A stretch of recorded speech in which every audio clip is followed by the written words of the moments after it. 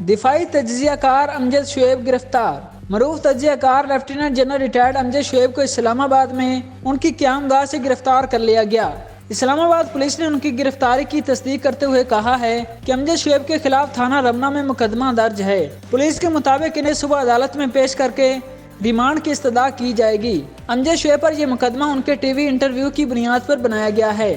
مقدمہ مجسٹریٹ اویس خان کی مدعیت میں درج کیا گیا ہے، جس میں الزام عائد کیا گیا ہے کہ امجد شعیب نے عوام میں اشتعال پیدا کرنے کی کوشش کی ہے۔ جنرل ریٹائرڈ امجد شعیب کا نام ان 26 ریٹائرڈ آرمی آفیسر میں شامل تھا جنہیں ISPR نے 2019 میں باقاعدہ طور پر ٹی وی چینلز پر آنے کے لیے دفاعی تجزیہ کار نامزد کیا تھا۔ اس لسٹ میں امجد شعیب کے ساتھ میجر جنرل ریٹائرڈ اعجاز امان، لیفٹیننٹ جنرل خالد مقبول اور دیگر سینئر آرمی آفیسر شامل تھے۔